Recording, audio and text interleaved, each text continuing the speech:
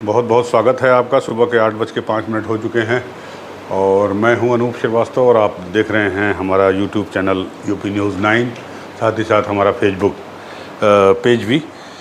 तो आपका स्वागत है आज की बात में, हमारी बात में, आपकी बात में, भोर की बात में, हम सब की बात में। अगले आधे घंटे तक बातचीत के ज़रिए हम आपसे जुड़े रहेंगे। और एक बार फिर मैं रिपीट करना चाहता हूँ कि इस बातचीत का मकसद कतई नहीं है कि मैं आपको ज्ञान बांटना चाहता हूँ, क्योंकि इस प्लेटफॉर्म पे, सोशल मीडिया के प्लेटफॉर्म पे बहुत सारे ऐसे गुणीजन हैं, ज्ञानीजन हैं जो ज्ञान बांटते हैं। तो मेरा भी इरादा ज्ञान बांटने का बिल्कुल नहीं है, बस मैं आपके साथ बतकही करना चाहता हूँ आधे घंटे के लिए, चाय के प्याले के साथ। तो उम्मीद करता हूं कि आप भी चाय पी रहे होंगे या पी चुके होंगे। तो जो लोग जुड़ चुके हैं उनको एक बार फिर से मेरा नमस्कार, जो लोग बाद में जुड़ेंगे उनको भी नमस्कार, और जो लोग मुझे बाद में देखेंगे उनको भी मेरा नमस्कार, प्रणाम। तो शुरू करते हैं बात, शुरू करते हैं आज एशियन गेम्स से। बड़ी बेहतरीन खबर आई है। कल फिर हमारे खिलाड़ियों ने जो है 9 पदक जीते हैं, जिसमें 2 गोल्ड हैं।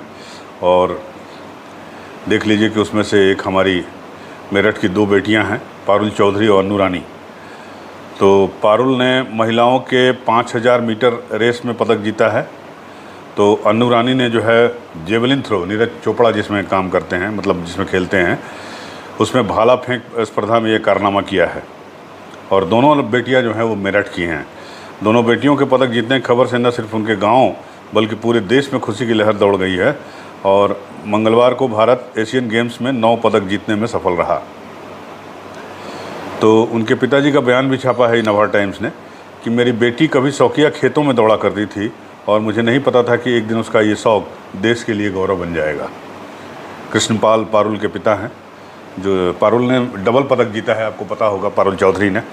तो पारुल चौधरी के बारे में भी इसमें लिखा है, मैं बता देता हूँ आपको, आप जानते भी होंगे, पढ़ लिया होगा आपने।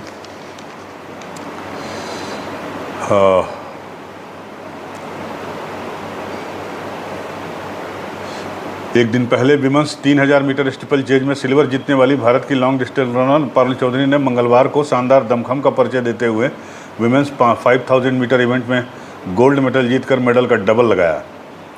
28 साल की पारुल अंतिम लैप में जापान की रिरिका हिरोनाका से पीछे चल रही थी, लेकिन अंतिम 40 मीटर में उन्हें पछाड़कर 15 मिनट 14.75 सेकंड के समय के साथ गोल्ड मेडल अपने नाम कर लिया। पारुल चौधरी मेरठ की हैं, हमारे यूपी की।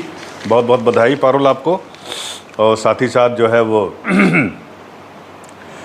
अनु रानी जो है, इन्होंने जेवलिन थ्रो जीता है। इसके पहले भी इन्होंने जीता था पदक, तब ये कांस्य पदक था। 31 साल की हैं हमारी अनु चौधरी जो हैं। और दिन का ये दूसरा गोल्ड था कल का। और मेरठ की 31 साल की जेवलिन थ्रो अनु रानी ने अपने जो चौथे प्रयास में 62.92 मीटर के सत्र के अपने सर्वश्रेष्ठ प्रदर्शन के साथ गोल्ड मेडल जीता। एशियन गेम्स के 72 साल में अनु विमेंस जेवलिन में गोल्ड जीतने वाली पहली भारतीय महिला है। इस लिहाज से भी ये मेडल बेहद महत्वपूर्ण है। और इसके पहले 2014 के एशियन गेम्स में उन्होंने ब्रॉन्ज मेडल जीता था इस खेल में। तो इनको भी बहुत बहुत बधाई, अनु को भी। तो अनु और पारुल दोनों मेरठ की हैं और मेरठ को निश्चित रूप से गर्व हुआ होगा, पूरे उत्तर प्रदेश को गर्व है, पूरे देश को गर्व है इन बेटियों पर।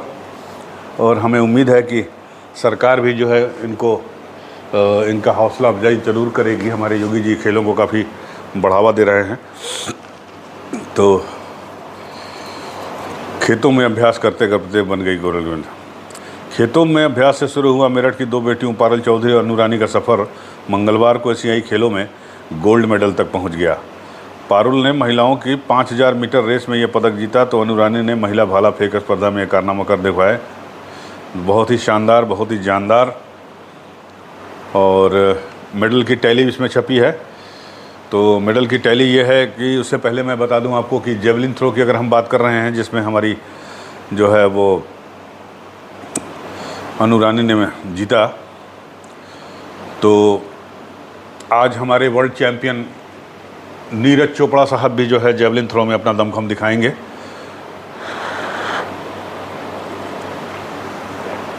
उम्मीद करते हैं कि भारत को जेवलिन थ्रो के महिला में तो गोल्ड मेडल मिल गया, पुरुष वाले में भी उनको मिल जाएगा। नीरज चोपड़ा जी हमारे वर्ल्ड चैम्पियन हैं, तो कोई शक नहीं होना चाहिए उनके विक्ट्री में। तो थोड़ा सा मैं पढ़ देता हूँ कि नीरज की नज़रें फिर गोल्ड पर। ओलंपिक्स और वर्ल्ड चैंपियन भारत के नीरज चोपड़ा आज यहाँ पुरुष जेवलिन थ्रो स्पर्धा के लिए मैदान में उतरेंगे, तो उनका इरादा एशियाड में अपने स्वर्ण पदक का बचाव करने के साथ ही सत्र का शानदार अंत करने का होगा।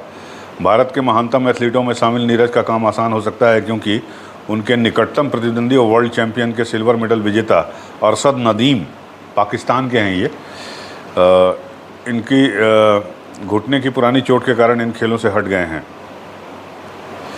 नीरज ने अब तक नदीम के खिलाफ हर प्रतियोगिता जीती है। दोनों ने कुल मिलाकर 9 बार एक साथ प्रतिस्पर्धा की है, जिसमें 2018 के एशियन गेम्स भी शामिल है, जहां पाकिस्तान का खिलाड़ी तीसरे जबकि भारतीय खिलाड़ी टॉप पर थे। हालांकि नीरज अभी तक 90 मीटर की दूरी तय नहीं कर पाए हैं, जबकि नदीम ने इसे हासिल कर लिया है। पाकिस्तान के दल ने कहा कि अरशद नदीम ने अप्रिय स्थिति से बचने के लिए खेलों में भाग नहीं लेने का फैसला किया है, तो लिहाजा नीरज चोपड़ा के लिए एक अच्छा अवसर है। और भारत जो है आज भी कम से कम 2-3 पदक पक्के हो, जैसे स्क्वैश में इसके 3 पदक पक्के हो गए हैं।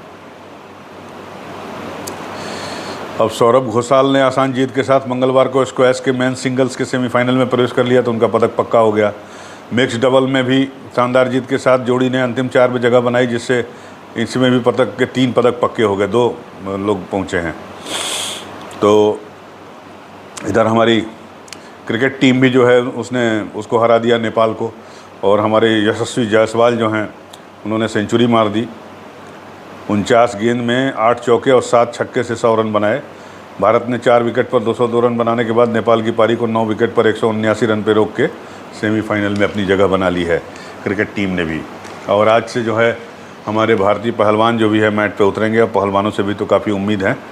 तो उम्मीद की जाती है कि इस बार जो है, जो पिछली बार जकार्ता में 68 पदक जीता था, तो उसको हम क्रॉस करके 69 पदक पे आ गए हैं। तो उम्मीद की जाती है कि ये संख्या जो है 80 के पार जा सकती है। और मेडल की जहाँ तक टैली की बात है, तो उसमें देख लीजिए ज़रा चाइना के क्या हिसाब किताब हैं। 161 तो गोल्ड ही गोल्ड जीता है चाइना ने, गजब का खेल देश है भाई। और 90 जो है वो साउथ कोरिया 90 सिल्वर जीता है और 46 ब्रॉन्ज जीता है। यानी चाइना ने जितने सिल्वर जीते हैं उतने तो हमारे इंडिया ने टोटल मिला के भी नहीं जीते हैं।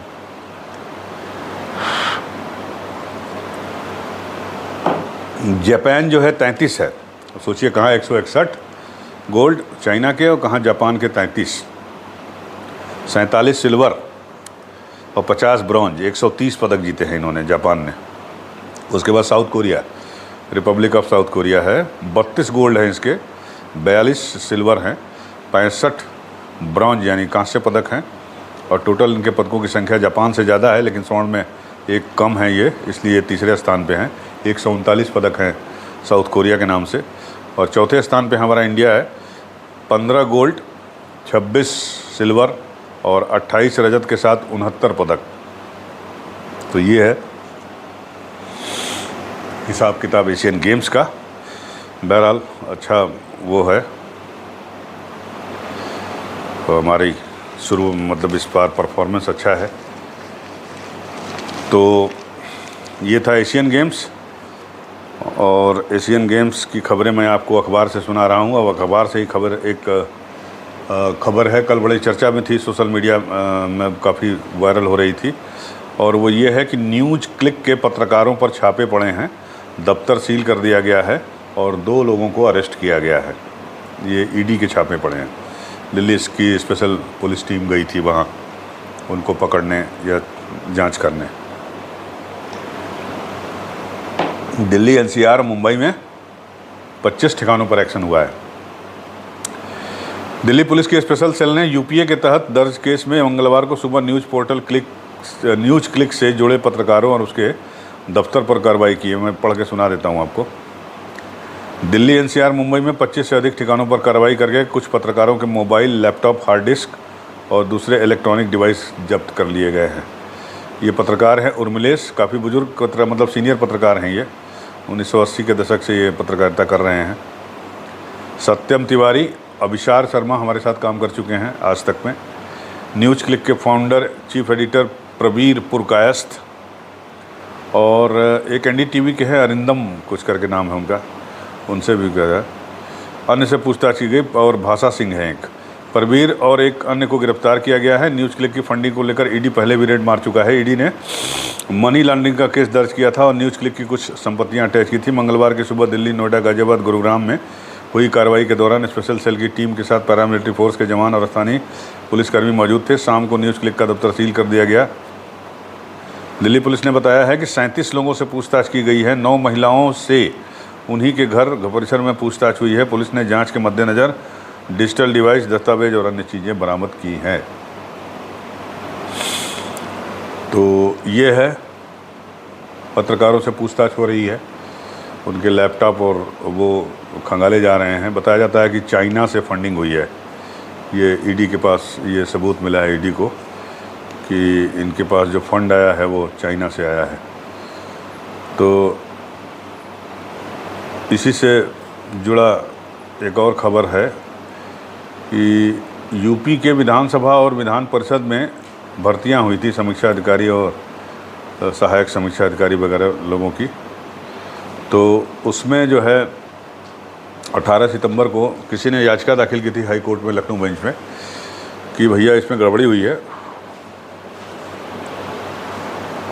और उसकी जांच की जाए। तो हाई कोर्ट ने आर्डर किया था 18 सितंबर को कि इसकी सीबीआई जांच कराई जाए। तो सीबीआई जांच के आदेश के खिलाफ एक जो है रिव्यू पिटीशन दाखिल की गई थी फिर से, मेरे ख्याल से सरकार की तरफ से या विधानसभा की तरफ से ही, विधान परिषद की तरफ से दाखिल की गई थी। तो उसमें जो है हाई कोर्ट ने वो रिव्यू पिटीशन या याचिका जो है खारिज कर दी है। परिषद की याचिका है ये अखबार में लिखा है। हाई कोर्ट की लखनऊ बेंच ने यूपी विधानसभा परिषद और विधानसभा में हाल में की गई स्टाफ की भर्तियों की शुचिता की जांच सीबीआई से करवाने का आदेश वापस लेने से इनकार कर दिया है। कोर्ट ने विधान परिषद की ओर से दाखिल रिव्यू पिटीशन खारिज करते हुए कहा कि अर्जी में ऐसा कोई आधार नहीं है जिसके कारण आदेश वापस लिया जाए। ये आदेश जो है माननीय जस्टिस AR मसूदी और माननीय जस्टिस OP शुक्ला की बेंच ने मंगलवार को पारित किया। तो उसकी सीबीआई जांच होगी और भर्ती में अगर गड़बड़ी होगी तो भैया सीबीआई कहाँ ले जाती है तो आपको पता ही है। और गड़बड़ी की आशंका है इसलिए कि बड़े परेशान हैं लोग, जहाँ लोग भर्ती उर्ती किए हैं। और मैंने सुना था कि इसमें मोटा पैसा भी चला था, मतलब उस वक्त सुनने में आया था। हमारे एक मित्र हैं, उन्होंने भी मुझसे कहा था कि आप ज़रा पता करिए जाके, अगर हो तो मैं देने को तैयार हूँ। तो मैंने अपने हिसाब से पता वता किया, लेकिन मुझे कुछ समझ में आया नहीं। मैंने कहा यार ये गड़बड़ काम है, बेचारे का पैसा डूब जाएगा, नौकरी भी नहीं मिलेगी। तो मैंने उनको मना कर दिया, लेकिन हुआ तो था, क्योंकि इसमें सुना गया है कि जो जिस कंपनी ने ये परीक्षा करवाई थी उस कंपनी के चेयरमैन, CEO या जो भी किसी बड़े पोस्ट पे हो, उसके किसी रिश्तेदार को भी नौकरी ऑफ़र मतलब मिली है इसमें। अब पता नहीं कितना सच कितना झूठ, लेकिन बौखलाहट जो है वो बता रही है कि कुछ ना कुछ गड़बड़ी तो हुई है। तो ये था विधान परिषद, विधानसभा में जो भर्तियां हुई हैं उसकी जांच सीबीआई करेगी। इधर देवरिया कांड में जो हुआ था जिसमें 6 लोग मारे गए थे, एक तरफ से 5 दूसरी तरफ से, उसमें 16 लोग गिरफ्तार किए गए हैं और दोनों पक्ष की तरफ से मुकदमा दर्ज किया गया है। सत्यप्रकाश की जो जिनका परिवार ख़त्म हो गया, 5 सदस्य, सत्यप्रकाश द्विवेदी हैं या पांडे हैं, जो भी हो, पंडित जी हैं, की बड़ी बेटी शोभिता द्विवेदी की ओर से 28 नामजद और 50 अज्ञात सहित 78 लोगों के खिलाफ हत्या और हत्या का प्रयास और अन्य धाराओं में एफआईआर दर्ज कराई गई है। दूसरी ओर प्रेमचंद के रिश्तेदार अनिरुद्ध यादव की ओर से दर्ज कराई गई एफआईआर में सत्यप्रकाश, उनकी पत्नी और बच्चों सहित 5 मृतकों को नामजद किया गया है जो मर चुके हैं ऑलरेडी। तो ये है देवरिया कांड, बड़ा चर्चित रहा और बड़ा दुखद रहा। सीएम साहब हमारे जो है उसमें एक मात्र बच्चा जो बच गया है 10-12 साल का है, अनमोल नाम है उसका, सत्यप्रकाश दुबे का ही बेटा है मेरे ख्याल से। तो वो हॉस्पिटल में है गोरखपुर में, तो उसको सीएम साहब हमारे गए थे देखने, उसका हालचाल लेने। ईश्वर से प्रार्थना है कि उसकी जान बच जाए। उसका कोई दोष नहीं था, लेकिन भीड़ के जो है कहते हैं ना कि भीड़ का मूड जाए या भीड़ के मस्तिष्क को कोई समझ नहीं सकता, और क्रोध में भीड़ क्या करती है उसे कुछ समझ में आता नहीं है। तो भीड़ से याद आया कि मोदी जी कल जगदलपुर में थे, छत्तीसगढ़, और आपको तो पता ही है कि छत्तीसगढ़ में चुनाव होने वाले हैं। तो मोदी जी ने कल कहा कि देश में जो सबसे बड़ी भीड़ है, गरीबों की भीड़, तो वही सबसे बड़ी जो है आबादी है और वही सबसे बड़ी जाति है, एक तरह से उन्होंने कहा। तो ये बात उन्होंने इसलिए कही कि 2 दिन पहले ही बिहार में जातिगत सर्वेक्षण की रिपोर्ट सामने आई है, और उसके बाद से जो है देश की राजनीति जो है बिल्कुल मतलब बदल गई है। लोग कह रहे हैं कि मंडल 2 है ये, एक तरह से। कोई कह रहा है कि मंडल और कमंडल है। और क्या ये जो है टॉपिक या ये विषय या ये मुद्दा जो है आने वाले चुनाव जो 4 स्टेट में हो रहे हैं उसमें भी, और जो लोकसभा चुनाव होंगे उसमें भी ये प्रभावित करेगा। और जिन लोगों ने ये मुद्दा उठाया है, तो मुद्दा तो आरजेडी और जेडीयू ने उठाया है, आपको पता ही है, नीतीश कुमार और लालू प्रसाद यादव ने। तो उनको फ़ायदा होगा। उनको फ़ायदे का मतलब कि जो इंडिया गठबंधन है, जो नीतीश कुमार के पहल पर बना है और जिसमें छोटे बड़े बहुत सारे दल शामिल हैं, कांग्रेस भी है, तो क्या ये उसको फ़ायदा करेगा? क्योंकि अब तो हर जगह ये मांग उठ रही है कि भाई, कल मायावती ने भी उत्तर प्रदेश में मांग कर दी कि यहाँ भी जातिगत जनगणना कराई जाए। उसके बाद झारखंड में भी हेमंत सोरेन ने कहा कि वहाँ जातिगत जनगणना होगी। तो कहाँ कहाँ होगी ये अखबार में निकला है, मैं पढ़ के बता देता हूँ आपको कि झारखंड में भी जाति सर्वे कराया जाएगा। जेएमएम कांग्रेस सरकार जल्द ही प्रस्ताव विधानसभा से पास कराने की कोशिश करेगी।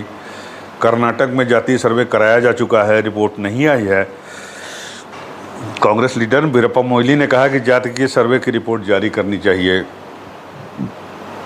मुझे लगता है कर्नाटक कर भी देगा, अगर शायद 2011 में वहाँ सर्वे हुआ है। असम सरकार ने कहा है कि वो राज्य के 5 मूल जनजातीय मुस्लिम समुदायों की सामाजिक आर्थिक स्थिति की समीक्षा करेगी। यूपी में एसपी बीएसपी कांग्रेस ने जाति सर्वे की मांग की है। सत्तारूढ़ बीजेपी की उत्तर प्रदेश इकाई ने इस मुद्दे पर फिलहाल अभी कोई टिप्पणी नहीं की है। महाराष्ट्र यहाँ विधानसभा से प्रस्ताव पारित कराया जा चुका है। शरद पवार के नेतृत्व वाले एनसीएफ गुट ने मांग की है कि महाराष्ट्र सहित सभी राज्यों में इस तरह की कवायद की जानी चाहिए, यानी जाति सर्वेक्षण कराना चाहिए, जातिगत सर्वेक्षण। उड़ीसा में भी जातिगत सर्वे से जुड़ा एक प्रस्ताव विधानसभा से पास कराया जा चुका है। तो क्या ये मुद्दा आने वाले दिनों में हावी हो जाएगा हिंदुत्व के मुद्दे पर, जिसको लेकर बीजेपी चलती है, और राम मंदिर में रामलला के प्रतिष्ठापना के बहाने इसको और धार देना चाहती है अगले चुनाव के लिए? उसकी काट है ये, या उसको पीछे छोड़ देगा, कहना मुश्किल है। क्योंकि अभी चुनाव में बहुत देर है, लोकसभा चुनाव में बहुत देर क्या, लेकिन फिर भी अभी आप ये मान के चलिए कि 6 महीने हैं, 5 महीने 6 महीने। तो 5 महीने 6 महीने तक ये मुद्दा जिंदा रहेगा, नहीं रहेगा, ये भी एक सोचने वाली बात है। और पीएम मोदी ने तो हमारे कह दिया कि साहब हमारे लिए तो गरीब ही जो है सबसे बड़ी जाति है। और मेरा ये मानना भी है, मेरा व्यक्तिगत रूप से भी ये मानना है कि सभी पार्टियां जो जातिगत सर्वेक्षण कराने की मांग कर रही हैं, उनकी नज़रें जो हैं आरक्षण पे हैं। आरक्षण में जिसमें सुप्रीम कोर्ट के आदेश के तहत जो है 50% से ऊपर आरक्षण नहीं दिया जा सकता, और सभी पार्टियां ये चाहती हैं कि ये आरक्षण की सीमा जो है 70-75% तक पहुंच जाए। कोई तो 85% करने की बात कर रहा है। जैसे हमारे यहाँ स्वामी प्रसाद मौर्य जैसे लोग हैं समाजवादी पार्टी में, मतलब वो तो पाला बदलते रहते हैं, तो उनका कहना है कि साहब 85 हमारा, 15 तुम्हारा। तो नौकरी है नहीं, कोई ये पार्टी नहीं, सब पार्टी अभी पिछले दिनों चिल्ला रही थी बेरोजगारी बेरोजगारी बेरोजगारी बेरोजगारी बेरोजगारी है। जब सरकारी नौकरी है ही नहीं है तो आरक्षण लेकर क्या करोगे? हैं? और अगर आप आरक्षण बढ़ाओगे तो जो सामान्य वर्ग के प्रतिद्वंदी है, जो प्रतियोगी है, छात्र हैं, छात्राएं हैं, उनमें रिजनमेंट होगा, तो आप क्या उनको इग्नोर कर दोगे? तो जातिगत सर्वेक्षण अब कितना ज़रूरी है करवाना हर जगह या पूरे देश में, हर स्टेट में, ये एक बहस का मुद्दा है। लेकिन जो भी पार्टियां इसकी मांग कर रही हैं या जो भी इसके पक्ष में बोल रही हैं, उनका एक ही उद्देश्य है आरक्षण। नौकरी, सरकारी नौकरियों में और तमाम जगहों पे आरक्षण बढ़ाने की बात करेंगे। अभी वो सरकारी में बात कर रहे हैं, कल को वो प्राइवेट में कहेंगे, सरकार में आ जाएंगे तो कहेंगे कि प्राइवेट में भी लागू करो इसको, तो मेरिट का कोई मतलब नहीं रह जाएगा। मुझे तो यही सीन दिखाई दे रहा है। लेकिन ये संपादकीय है नवभारत टाइम्स की, इसमें भी लिखा है कुछ इसके बारे में। थोड़ा सा आपके साथ समझ लेते हैं, इसको भी हम भी समझ लेते हैं कि जाति आधारित गणना के नतीजे जारी करके बिहार ने देश की राजनीति को एक घुमावदार मोड़ दे दिया है। चाहे 70 के दशक में आपातकाल के खिलाफ जेपी आंदोलन हो या 90 के दशक में शुरू हुई मंडल राजनीति, बिहार ने दोनों मौक़ों पर बदलाव की अगुवाई की थी। अब जब पिछले करीब एक दशक से देश में कथित सेकुलर राजनीति को विस्थापित करते हुई राष्ट्रीय राजनीति हावी हो रही है, दिख रही थी, जाति आधारित गणना के नतीजों के रूप में बिहार ने ऐसा धमाका किया है जिसके अंदर चुनावी राजनीति के समीकरण बदलने का मादा है। जैसा कि मैंने शुरू में कहा कि ये इलेक्शन के पूरे गेम को ही बदल सकता है, और जो इक्वेशंस हैं, समीकरण हैं चुनावी राजनीति के, वो भी बदल जाएंगे या बदल सकते हैं। खैर, अभी तो सब इसी गणना में लगे हैं कि अगर पिछड़े और अति पिछड़े मिलकर राज्य की आबादी के 2/3 हो जाते हैं तो फिर इसकी काट के तौर पर दूसरा कौन सा समीकरण पेश किया जा सकता है? बात तो सही है।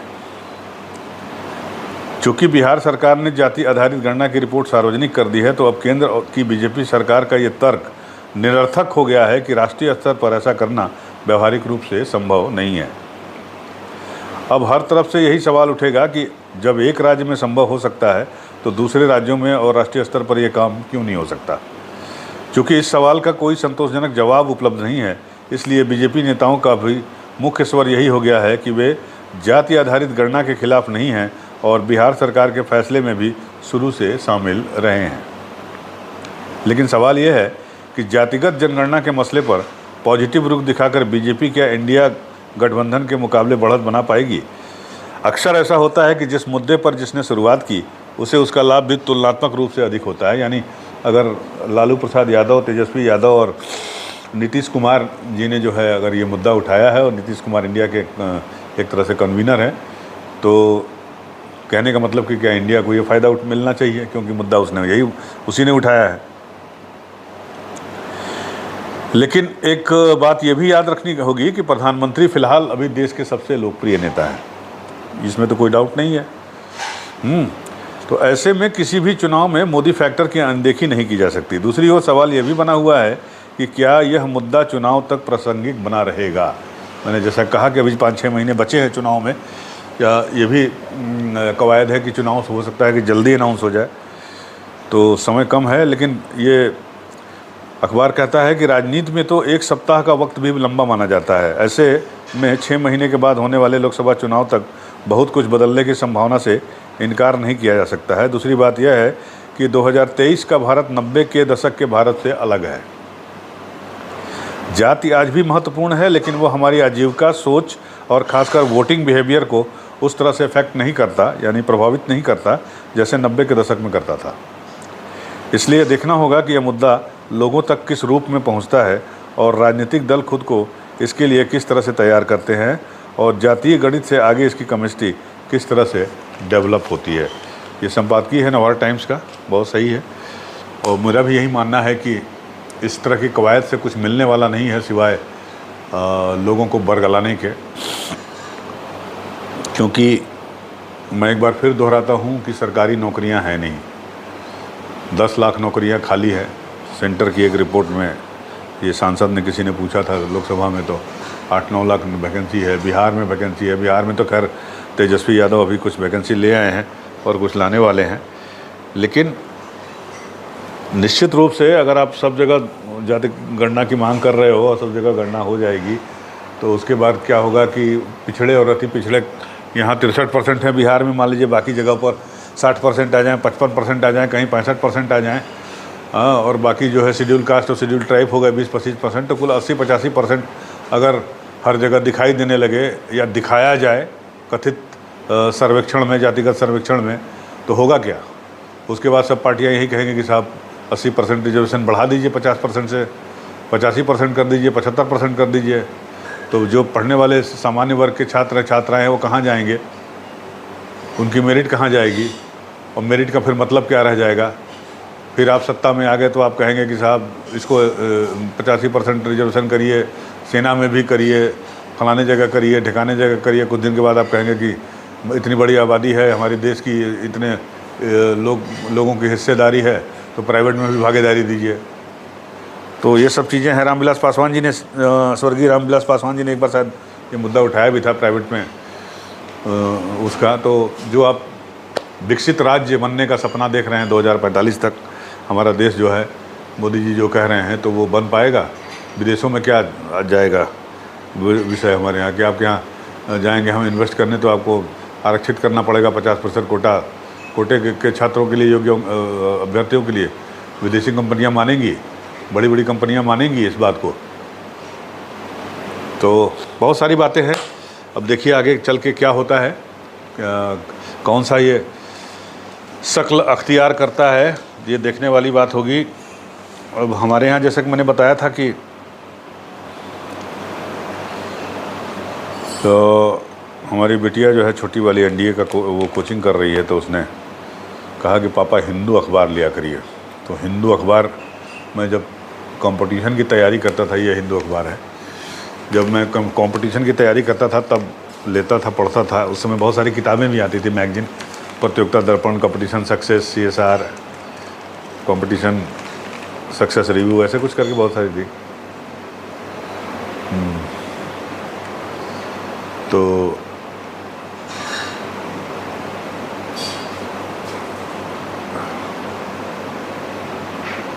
यही अखबार मैं देख रहा हूँ। इसमें देखिए खबर निकली है कि राहुल की 3 दिन की visit to golden temple signals at an outreach to Sikh community. Sikh community तक पहुँचने की राहुल गांधी की ये तो कोशिश थी गोल्डन टेम्पल के विजिट के द्वारा।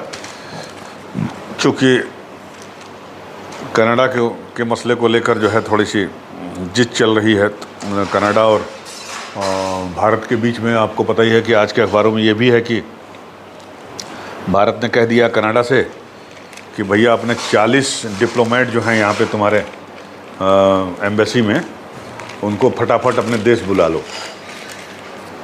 तो ये अखबार में लिखा भी है कि कनाडा अपने 40 राजनयिक जो है वो वापस बुला ले। भारत ने कहा है। भारत ने सख्त रुख अपनाते हुए कनाडा से 10 अक्टूबर तक, यानी 10 अक्टूबर तक, आज 3-4 तारीख हो गई, 4 अक्टूबर है, तो 6 दिनों में जो है अपने 40 राजनयिकों को देश से वापस बुलाने को कहा है। एक रिपोर्ट के मुताबिक भारत ने कनाडा से कहा है कि वो अपने करीब 40 राजनयिकों को वापस बुला ले, नहीं तो वे अपनी राजनयिक जो छूट मिलती है, उनको जो सुविधाएं मिलती हैं, वो खो देंगे। भारत में 60 से अधिक कनाडाई राजनयिक तैनात हैं। कनाडा के राजनयिकों की संख्या अधिक होने का मामला पहले भी भारत ने उठाया था। 21 सितंबर को ही एक सवाल के जवाब में विदेश मंत्रालय के प्रवक्ता अरिंदम बागची ने कहा था कि हाँ, हमने कनाडा सरकार को सूचित किया है कि हमारी पारस्परिक राजनयिक मौजूदगी में समानता होनी चाहिए। कनाडा के राजनयिकों की संख्या हमारी तुलना में बहुत अधिक है। मेरा मानना है कि कनाडा की ओर से इसमें कमी की जाएगी। आपको तो पता ही है कि कनाडा के पीएम जस्टिन ट्रूडो ने संसद में आरोप लगाया था कि भारतीय खुफिया एजेंट अलगाववादी नेता हरदीप सिंह निज्जर की हत्या में भारतीय एजेंसियां शामिल हो सकती हैं, और भारत ने इन आरोपों को राजनीति से प्रेरित करा दिया था। और इस मामले में दोनों देशों के बीच राजनयिक संबंध अब तक के सबसे निचले स्तर पर पहुंच गए हैं, जैसा कि आपको पता ही है। और उसी में एक ये और कह दिया गया कि भैया 40 राजनयिक अपने वापस बुला लो। कनाडा में आपको पता है कि सिखों की संख्या सबसे ज़्यादा है, और जो सूचनाएं हैं हमारे पास भी, हमारे दोस्त यार मित्र और रिश्तेदार भी वहाँ रहते हैं, तो उनसे जो बातचीत होती है या जो मीडिया में मैं पढ़ता हूँ, लिखता हूँ, तो उसमें ये भी समझ में आता है कि उनकी इकनॉमी में भी काफ़ी ठीक ठाक दखल है। और चूँकि जस्टिन ट्रूडो जो है वो उन्हीं के सहयोग से सरकार चला रहे हैं, तो वो जो है एक तरह से वहाँ जो इस तरह की मूवमेंट, अलगाववादी मूवमेंट हो रही है, उस पर कोई कंट्रोल नहीं है, उस पर कोई सख्ती नहीं करते वो। और लेकिन ये मूवमेंट जो है सारे लोग समर्थन देते हैं सिख वहाँ पे, ऐसा बिल्कुल नहीं है। खासकर युवा पीढ़ी जो वहाँ गई है, पढ़ रही है या नौकरी कर रही है, इकोनॉमिकली अपने आप को डेवलप कर रही है, फाइनेंशियली डेवलप कर रही है, तो वो इस मुहिम में कतई शामिल नहीं है। और राहुल गांधी का जो दौरा है वो एक तरह से यही इंडिकेशन है कि हम सब एक हैं, और सिखों के प्रति जो है भारत का जो रवैया पहले था, जो भारत जो सम्मान पहले देता था, जो स्नेह था, जो प्यार था, वो अभी भी बना हुआ है। तो आज की तारीख में बस इतना ही। आप भी अपना स्नेह और प्यार बनाए रखिए। अगर हमारा ये प्रोग्राम आपको पसंद आता हो तो हमारे चैनल को लाइक ज़रूर करिएगा, सब्सक्राइब ज़रूर करिएगा, थोड़ा बहुत कमेंट भी कर दिया करिए मौका मिले तो आज बस इतना ही। मिलते हैं फिर आपसे अगली वीडियो में, तब तक के लिए नमस्कार।